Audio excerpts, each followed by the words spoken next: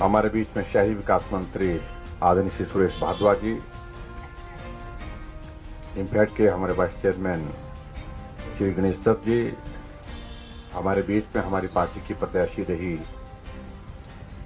श्रीमती विजय ज्योति सिंह जी, सक्षम गुड़िया बोर्ड की अध्यक्षा रूपा शर्मा जी, एपीएमसी के शिमला के हमारे चेयरमैन नरेश शर्मा जी, हमारे बीच में प्रमोद शर्मा जी, मंडल के अध्यक्ष जितेंद्र जी,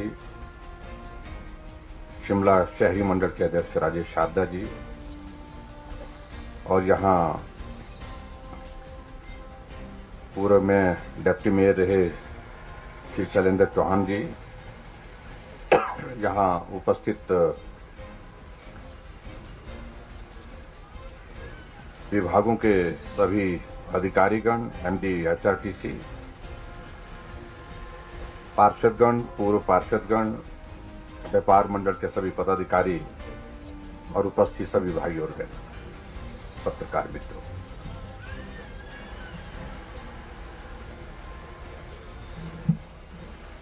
काफी दिनों से श्री सुरेश भारद्वाज जी का एक आग्रह था कि कुछ शिलान्यास के कार्यक्रम हमारे यहाँ पर शिमला में होने हैं, थोड़ा सा समय चाहिए।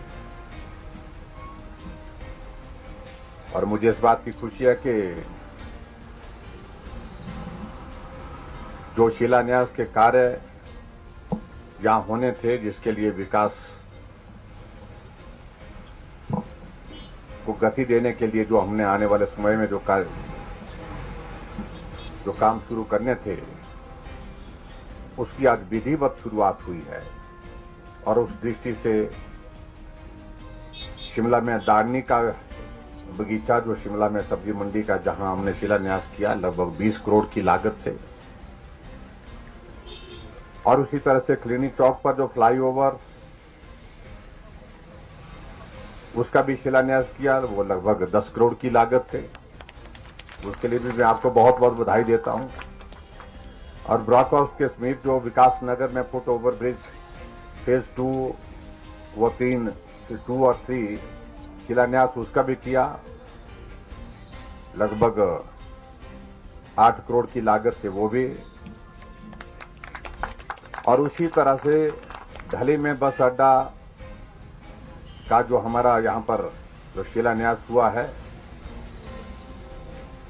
और यहाँ पर कमर्शियल कॉम्प्लेक्स भी साथ में, जो 17 करोड़ की लागत से बनकर के तैयार होगा, उसका भी शिलान्यास हुआ। उस सबके लिए मैं आप सबको बहुत बहुत बधाई देता हूं। कुल मिलाकर के हम ये देखें तो 4 जगह हमने जो शिलान्यास किए हैं, उन 4 जगह शिलान्यास में लगभग 55 करोड़ रुपए के शिलान्यास आज इस विधानसभा क्षेत्र और हमारी शिमला विधानसभा क्षेत्र में हुए। इसके लिए मैं आप सबको बहुत बहुत बधाई देता हूं। जैसा कि भारद्वाज जी कह रहे थे कि शिमला प्रदेश की राजधानी है, और स्वाभाविक रूप से राजधानी के साथ साथ में ये एक इंटरनेशनल टूरिस्ट डेस्टिनेशन भी है।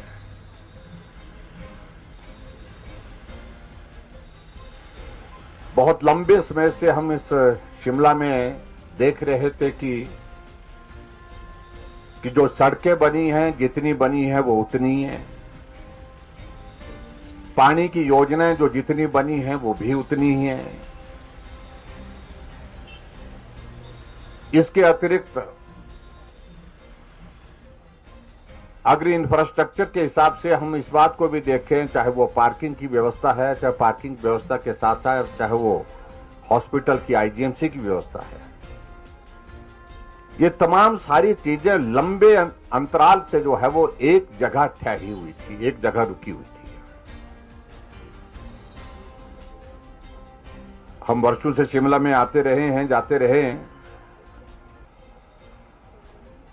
और हम भी ये मान करके बैठे थे कि अब शिमला में सड़कें चौड़ी करने की गुंजाइश नहीं होती,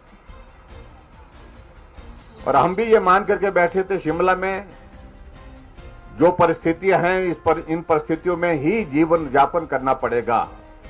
बेहतर सुविधाएं देने की दृष्टि से यहां पर बहुत कुछ करने की गुंजाइश जो है वो, क्योंकि जगह नहीं है, चाहे वो पार्किंग की बात है, चाहे वो दूसरी योजनाओं की बात है, डेवलपमेंट के प्रोजेक्ट्स की बात है।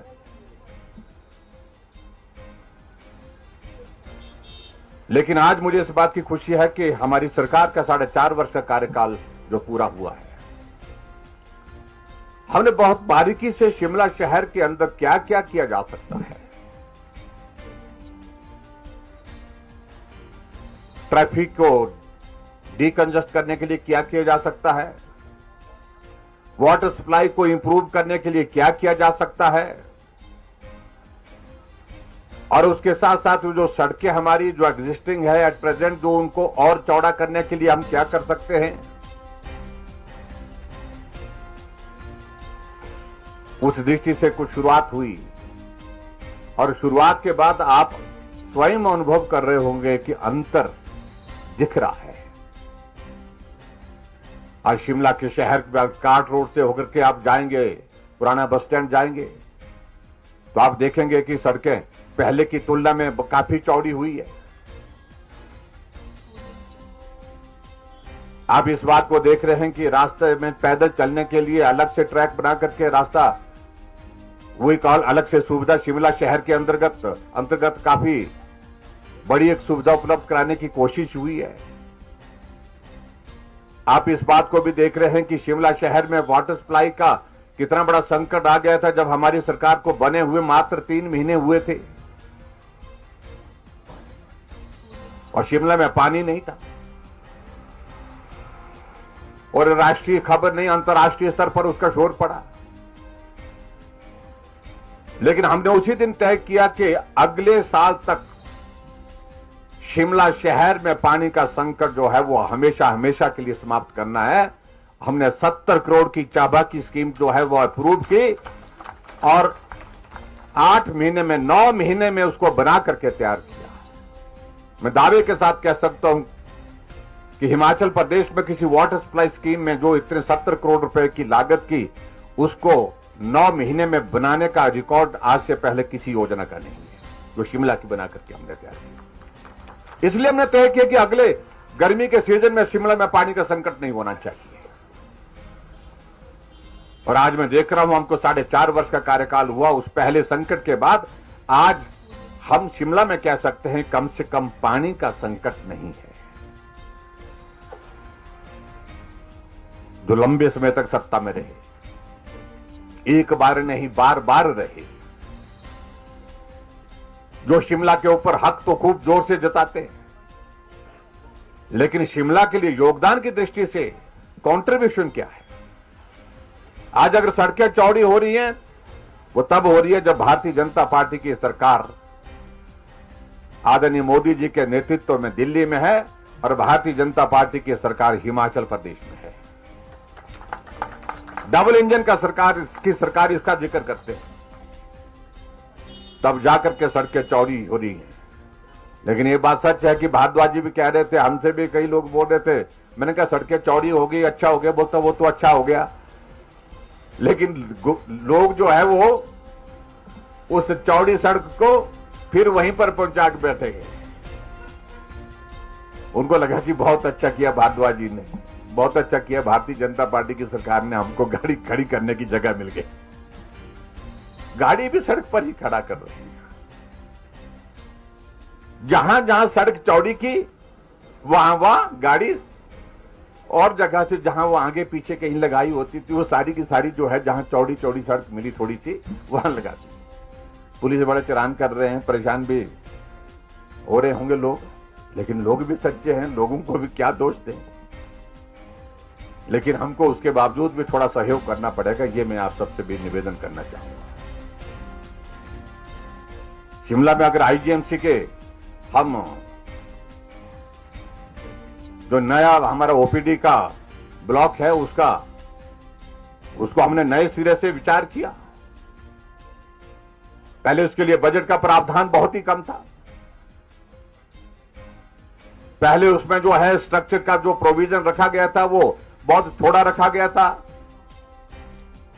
लेकिन हमने कहा कि ये प्रदेश के लोगों को स्वास्थ्य की सुविधा देता है। ये सबसे बड़ा संस्थान अभी तक हमारे हिमाचल प्रदेश में स्वास्थ्य की सुविधा देने के लिए है। इस भवन को बड़ा बनाना चाहिए। नए सिरे से हमने सारी ड्राइंग बना करके, सारी नए सिरे से उसमें प्रोविजन जोड़ करके ओपीडी के उस भवन का जो है उसको, उसके लिए बजट दिया और बजट देने के बाद उसको पूरा किया।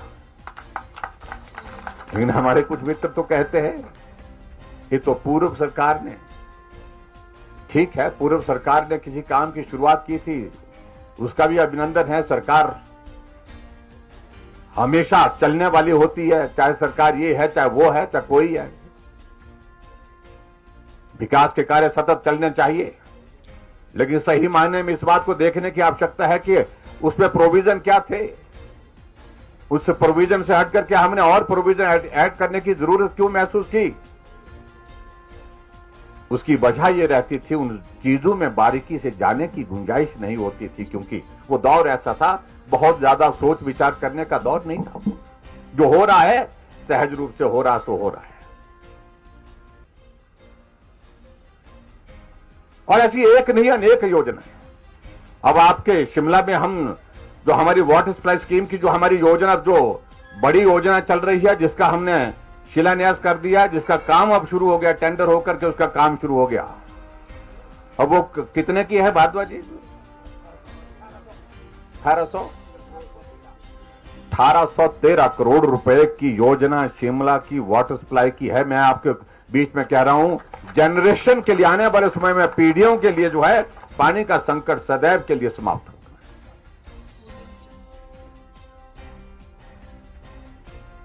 जो बार बार सत्ता में रहे वो भी कर सकते थे इस काम को,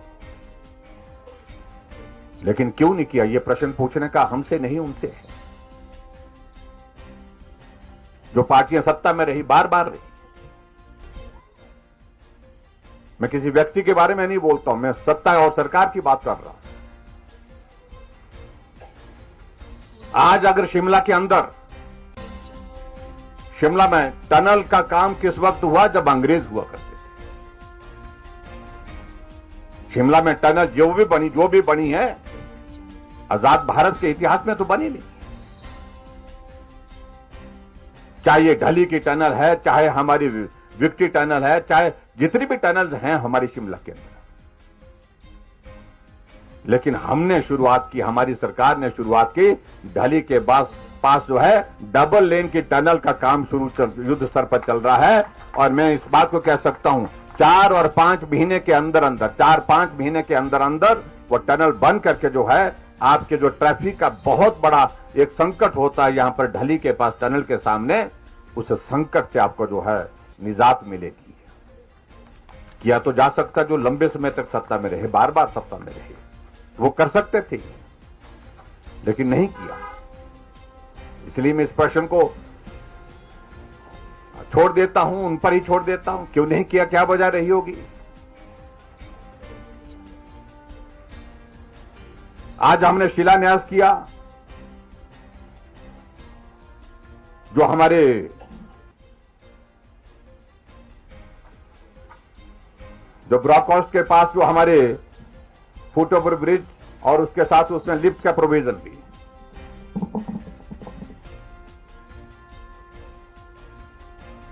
शिमला में लंबे समय से हम इस बात को सोचते रहे थे कि अब बुजुर्ग आदमी को बहुत 10 बार सोचना पड़ता है कि मैं मार्केट के लिए, बाजार के लिए जाऊं कि नहीं जाऊं, क्योंकि जाने का भी संकट और आने का भी संकट, ट्रैफिक की वजह से भी।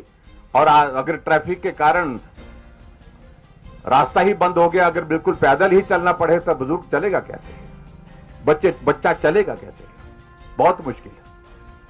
और उसके लिए हमने कहा कि अब स्मार्ट सिटी के अंतर्गत जो प्रोविजन किए जा सकते हैं, और उन प्रोविजन के अंतर्गत हमने लिफ्ट की अब अलग अलग जगह से हमने अरेंजमेंट किए हैं, और वो लिफ्ट के माध्यम से आना जाना कितना सरल हो जाएगा, इसका जिक्र यहां पर भारद्वाज जी कर रहे थे। मैं उस बारे में तफसील में जाना, डिटेल में जाना पसंद नहीं करूंगा, क्योंकि वो सारी बातें इन्होंने बताई हैं। ये किए जा सकते थे, लेकिन फिर भी उसके बावजूद उन सारी चीजों की कमी महसूस की हमने। और आज मैं इतना जरूर कहना चाह रहा हूं कि हिमाचल प्रदेश में आप सबके आशीर्वाद से हमारी सरकार का 4.5 वर्ष का कार्यकाल पूरा हुआ है। आप सबका सहयोग मिला, आप सबका समर्थन मिला है और आने वाले समय में जहां तक शिमला के डेवलपमेंट का विषय है, जो नए प्रोजेक्ट कंसीव किए गए हैं, नए प्रोजेक्ट के माध्यम से हम शिमला शहर के विकास को हम गति देना चाह रहे हैं, शिमला शहर में परिवर्तन लाना चाह रहे हैं, वो बहुत बड़ी संख्या में आने वाले समय में आप देखेंगे। जब जमीन पर उतारने की अगर बात आएगी, क्योंकि हम चुनाव के करीब हैं, तो ऐसी परिस्थिति में कितना उस सारी चीज को लेकर के शुरू कर पाएंगे, लेकिन उसके बावजूद नई शुरुआत के साथ हम शिमला में काम करने की कोशिश कर रहे हैं।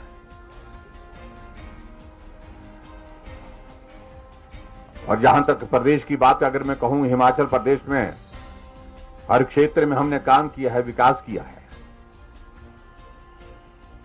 आज हम हर क्षेत्र में विकास के लिए देखते हैं कि 200 करोड़ 300 करोड़ के उद्घाटन और शिलान्यास एक एक विधानसभा क्षेत्र में हो रहे हैं, और वो भी उस दौर में जब कोविड का इतना बड़ा संकट 2 साल से ज्यादा रहा। हमने ईमानदारी से कोशिश की कि हम ज्यादा से ज्यादा बेहतर से बेहतर काम कर सके, और हिमाचल प्रदेश में हमने फोकस होकर के काम करने की कोशिश की है। जो गरीब आदमी है उसको हम मदद करें, उसको ज्यादा मदद करें, और जितनी भी योजनाएं हमने प्रमुख रूप से हिमाचल प्रदेश में बनाई, उन योजनाओं का फोकस गरीब आदमी पर रहा, जरूरतमंद आदमी पर रहा।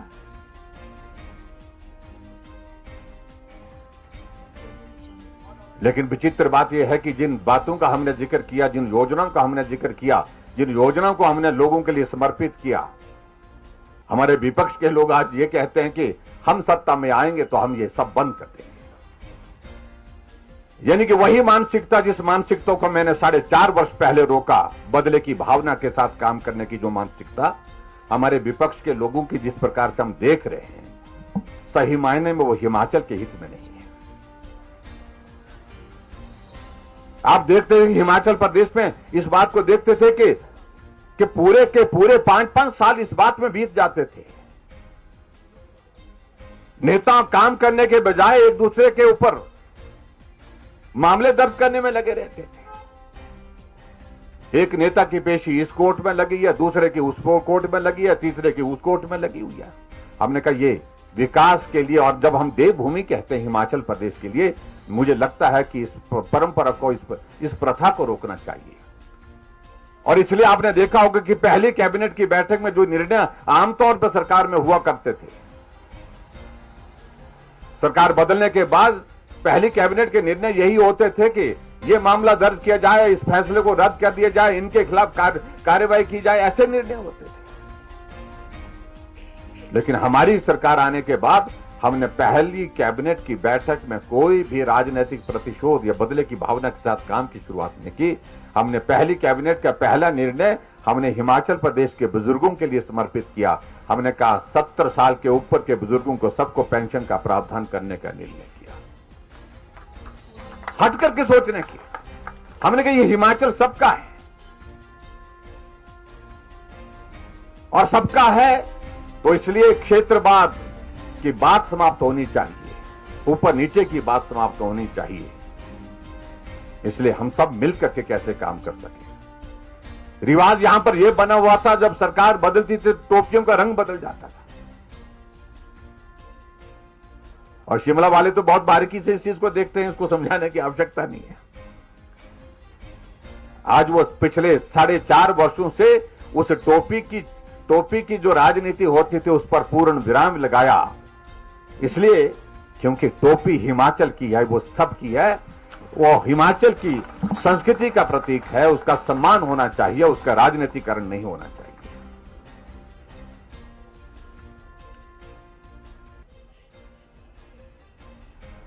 ये अलग सोच के साथ हमने काम करने की कोशिश की। ठीक है, मेरा स्वभाव सरल है, सहज है, और हिमाचल की संस्कृति के मुताबिक है, क्योंकि हिमाचली तो पहाड़ी आदमी तो सीधा और सरल ही होना चाहिए। और मैं उन नेताओं में से हूं भी नहीं जो उछल कूद करते हैं भाई। लेकिन फिर भी मैं इतना जरूर कहना चाह रहा हूं कि आदरणीय प्रधानमंत्री नरेंद्र भाई मोदी जी के हम हृदय से आभार व्यक्त करते हैं कि हिमाचल की मदद के लिए जब हमको जो जरूरत पड़ी वो मदद उन्होंने की।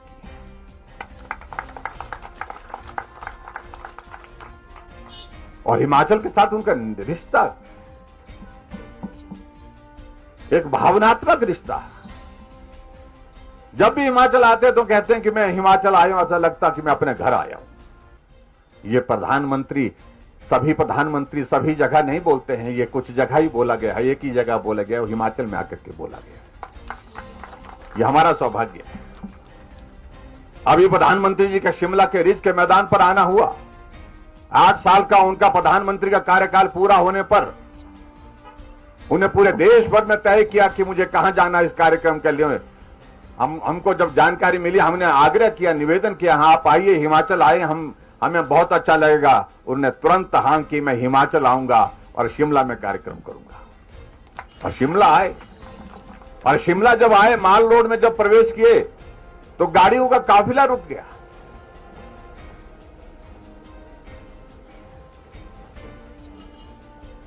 हमें संदेश था, हमने पिछली वाली गाड़ी में थे, हमें संदेश आया कि प्रधानमंत्री जी पैदल चलना चाह रहे हैं। जो लोग वहां पर खड़े उन्होंने अभिनंदन किया, स्वागत किया, और शिमला की माल रोड पे कैंडल पॉइंट से लेकर के रानी झांसी पार्क तक पैदल होकर के गए प्रधानमंत्री। ऐसा पहली बार देखा गया, शिमला के माल रोड पर प्रधानमंत्री पैदल चले। लोगों ने भी अभिनंदन किया, स्वागत किया, और प्रधानमंत्री जी ने उनका अभिवादन किया। और रिज के मैदान से वो सभा सिर्फ ऐसी सभा नहीं थी जो हिमाचल के लोगों के लिए थी।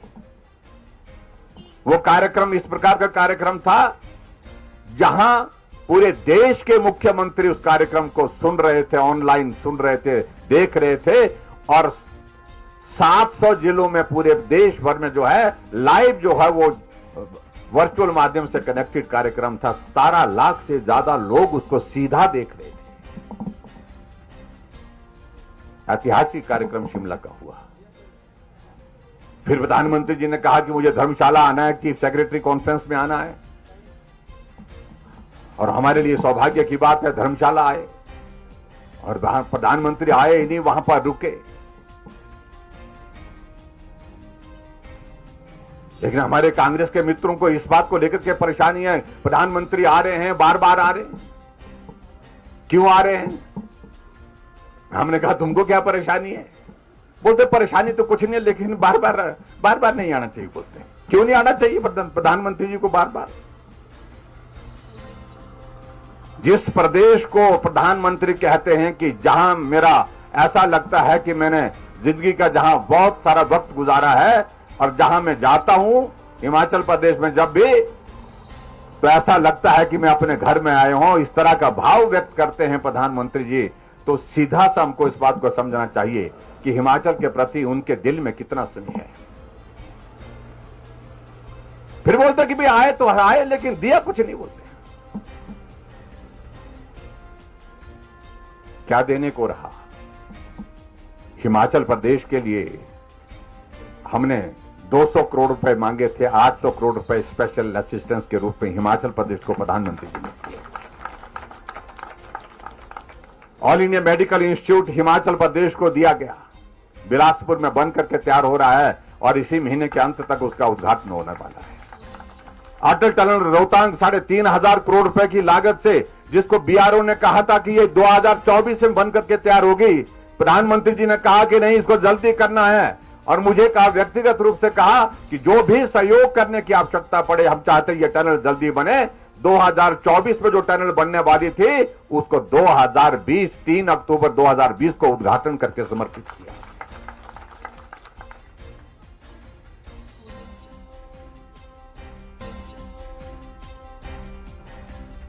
हम कितनी योजनाओं का जिक्र करें।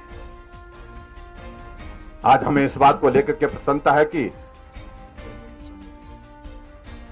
हिमाचल प्रदेश में आने वाले समय में 1.5 साल के अंदर, 2 साल के अंदर ट्रेन भी हिमाचल के अंदर प्रवेश करेगी। बिलासपुर से आगे ट्रेन पहुंच जाएगी, बैरी के पास पहुंचने वाली है, उसकी सारी औपचारिकताओं का दौर पूरा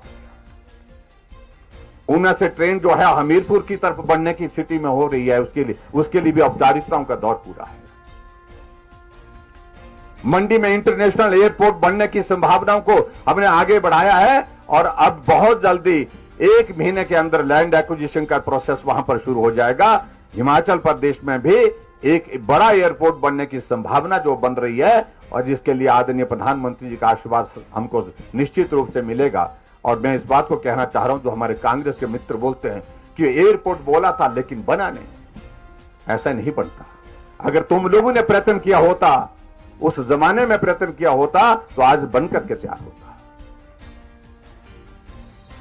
एक प्रक्रिया होती है, सारी चीजों की क्लियरेंसेस, जो एक प्रोसेस होता है, वक्त लगता है, लेकिन उसके बावजूद हम कह रहे हैं कि वो एयरपोर्ट बन करके तैयार होगा।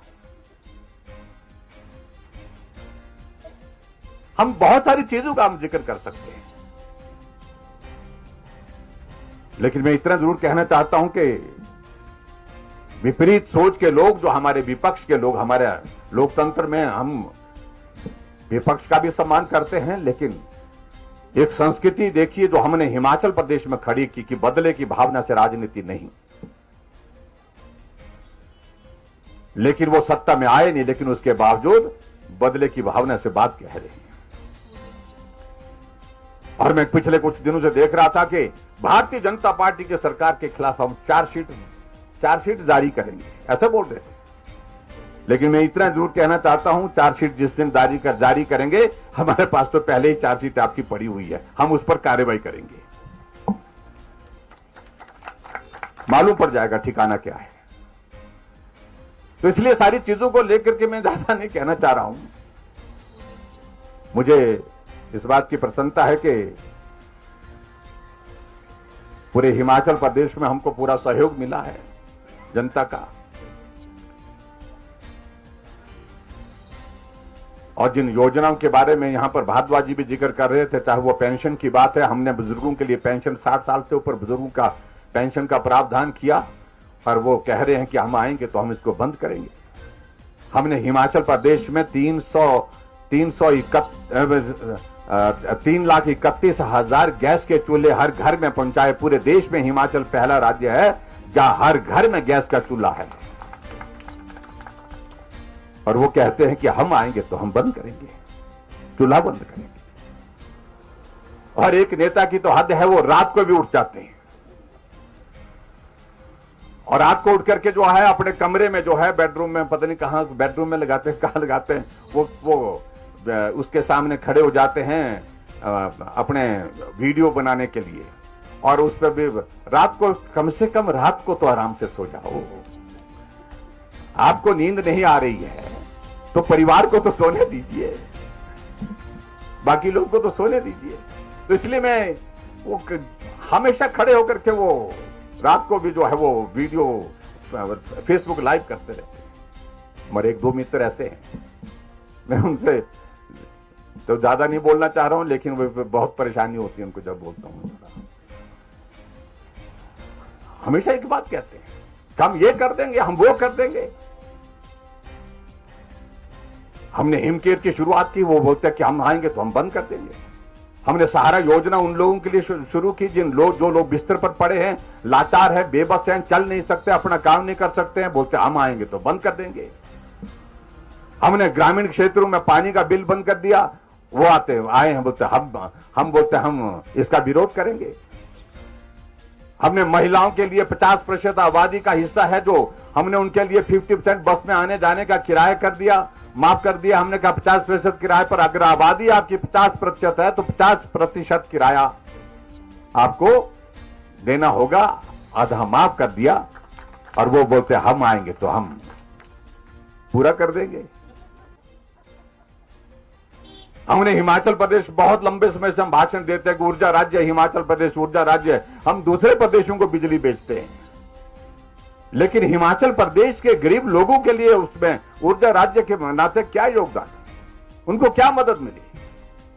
हमने तय किया, पहले हमने 60 यूनिट तय किया था, फिर उसके बाद हमने निर्णय किया कि 125 यूनिट तक हम हिमाचल प्रदेश में बिजली फ्री देंगे, जीरो बिल के साथ देंगे। और मैं दावे के साथ कहता हूं, जिसके पास घर में 5 बल्ब 6 बल्ब जलते हैं, उनको 0 बिल आएगा। इस महीने के बाद, इस महीने से 0 बिल आ जाएगा।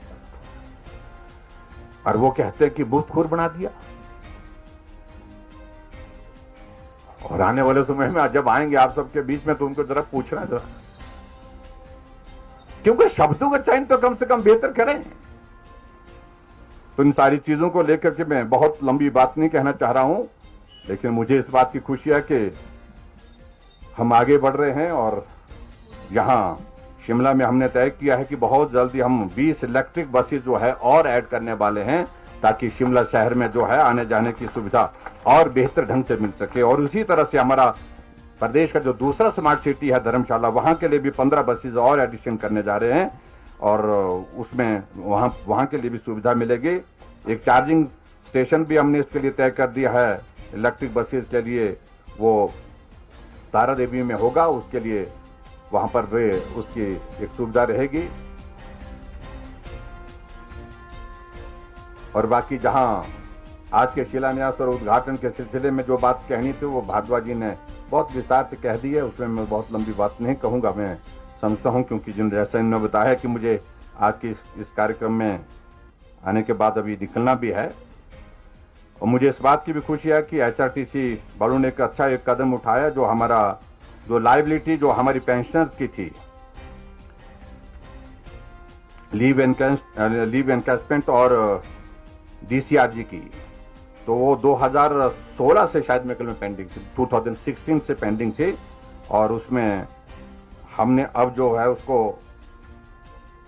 वो जारी कर दिया है मार्च 22 तक जो है वो 2022 तक जो है वो उसको हमने जारी कर दिया है। 110 करोड़ रुपए जो है उसके लिए वो जो सैंक्शन किए हैं रिसेंटली, और उसके लिए मैं आप सबको बहुत बहुत बधाई भी देना चाह रहा हूं और HRTC को भी बधाई देना चाह रहा हूं। और शिमला को आओ हम सब लोग और बेहतर बनाएं और सुंदर बनाएं। मुझे इस बात की खुशी है कि शिमला का जब आदरणीय प्रधानमंत्री जी का कार्यक्रम हुआ, तो उस कार्यक्रम के बाद मुझे बहुत सारे मुख्यमंत्री के भी फोन आए, जिनने उस कार्यक्रम को जो लाइव जुड़े हुए थे, तो उनने शिमला का जिक्र किया कि बहुत सुंदर लगा, उनका रोड शो भी बहुत अच्छा लगा और वो कार्यक्रम हुआ बहुत अच्छा लगा। और दूसरा हमारा शिमला में मुझे इस बात की भी खुशी है कि स्वच्छता की दृष्टि से हम अभी भी बेहतर हैं और बेहतर होने की जरूरत है, और उसके लिए हम सब लोग काम करेंगे आने वाले समय में निश्चित रूप से। लेकिन फिर भी उसके बावजूद हम बेहतर काम करने की कोशिश करेंगे।